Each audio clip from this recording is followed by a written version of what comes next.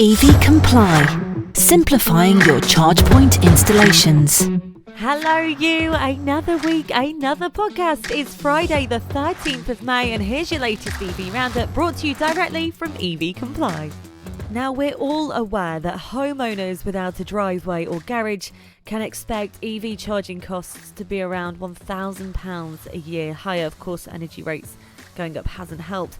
Now, the study by the electric car website electrify.com found that UK motorists who are reliant on public infrastructure to charge their vehicles will be paying around £91.75 a month, compared to those who have off-street parking who pay around £13.75 over this time period.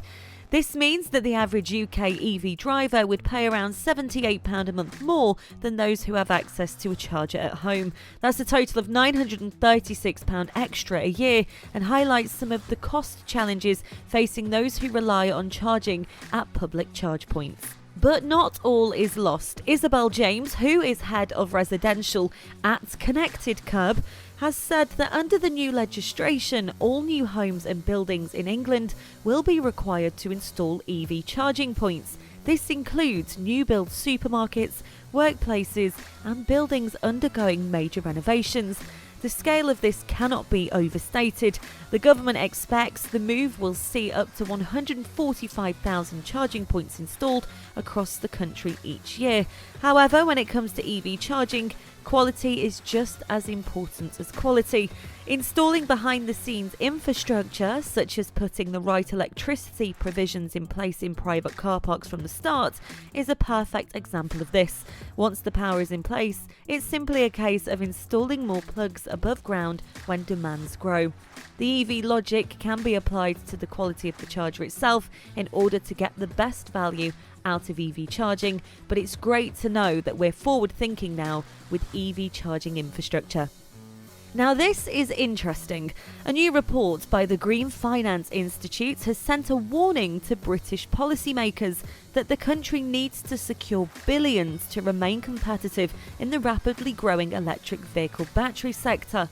The UK has a very real opportunity to become a major global player in the electric vehicle battery market, but the window to secure the level of investment needed to make that happen is rapidly closing, creating a very real risk the country will fail to create competitive advantages, specifically due to the availability of raw materials, existing capabilities and skill sets.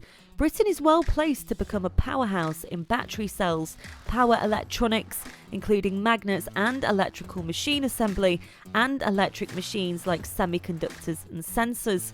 With the Automotive Transformation Fund already spending £500 million on the nation's first 2 gigafactories and a £350 million pot remaining for ongoing work to support the localisation of the EV battery supply chain.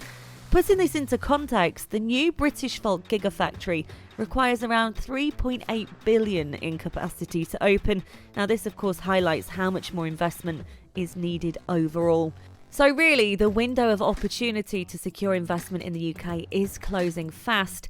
Announcements about battery production investments and supply contracts are now time critical for the UK, and all stakeholders, including the finance industry, must collaborate at pace if the existing auto sector is to be maintained and new opportunities exploited. Now this has been said by Richard Hill, who is of course head of automotive and manufacturing at CDRT and a member at NatWest. Excitingly, over 900 EV chargers have been added to Bonnet's platform in a new partnership with GeniePoint owner and operator EQUANS. This is the 15th charge point operator to be added to Bonnet's bill, with over 32,000 charge point locations now on the app.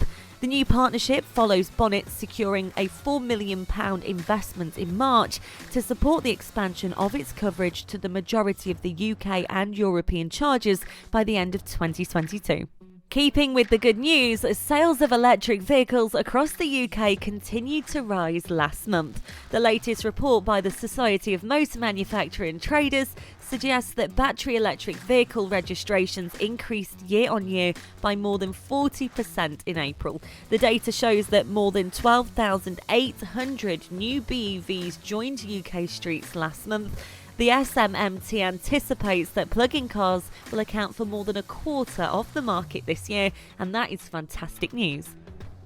Now, Elon Musk is busy playing with his new toy that, of course, is Twitter, but he hasn't forgot about the EV industry. He has just announced a game changer for EV adoption. Non-Teslas will soon be able to use the Supercharger Network, but sadly this is in the US. Now, Musk has previously suggested the adapter system could be a possibility, but now it sounds like a more permanent solution is on the cards.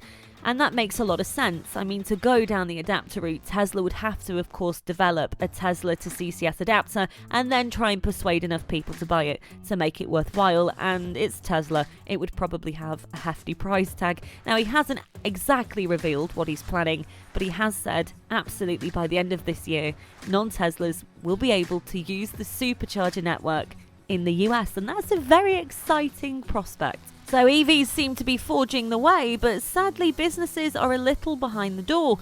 More than a third of companies do not have a clear strategy to reduce carbon emissions from their light commercial vehicle fleets. This is according to a new fleet survey sponsored by Drive Electric. The survey of UK businesses carried out in March found that 65% of respondents have robust plans to transition their fleets away from diesel to fully electric and plug-in hybrids, although their current fleet profiles are still heavily weighed towards internal combustion engine vans. On average, 87% of vans operated by survey respondents are diesel, although full battery electric is the second highest proportion at 6%, noticeably ahead of PHEVs at 1.5%. The vast majority of companies, 74%, pay for the installation of a home charger for their van drivers. For 16%, it is a combination of company and employee, while 10% require the employee to fund the cost. So food for thought if you have a business, and of course you need to be moving forward and getting things electric. Speaking of getting things electric, Mercedes-AMG is previewing the concept for their first bespoke sports EV. The performance division will next week show an EV concept that will evolve into a production car for 2025. AMG said, "Next week we will show what we think the electric performance world will look like when it's made by AMG, and we for one cannot wait." In other news this week, the Electric Vehicle Infrastructure Strategy, which was published by the Department for Transport in March, has committed to $1.6 billion to the creation of 300,000 public charge points by 2030, as well as placing new legal responsibilities on charging providers, covering means of payments and other factors. It also recognises the diverse charging needs of company car and van fleet operators and the key role local and highway authorities must play if the rollout is to be a success. Welcoming the focus on fleets is the new strategy, Chair of Association of Fleet Professionals, Paul Hollick. He said we need more chargers of the right type in the right locations to support the massive EV rollout of cars and vans to which the fleet sector is committed. It's an area in which we have been campaigning heavily, including conversations with the government, and we are pleased to see that most of what we have been asking for is covered in the new announcement. Continuing the good news, a new survey of EV drivers in the United Kingdom was published this week by ZapMap, the UK's leading app and digital platform for EV drivers, and they have discovered the increasing number of rapid and ultra-rapid chargers that are being put to good use by British EV drivers. ZapMap's EV charging survey of more than 3,000 EV drivers has uncovered a number of new trends in charging behaviour, most notably in the area of high-powered en route charging, as well as the increasing popularity of charging hubs. According to the new survey, 93% of EV drivers continue to use the UK's public charging networks, with 40% using public chargers at least once a week. So there we go. At least we all know what we're doing. So that is all from me. You are now in the EV Know, courtesy of EV Comply. I'll be back with you next Friday with another guest on our podcast. So hopefully you'll drop in and take a listen. From everybody here, have a fantastic weekend.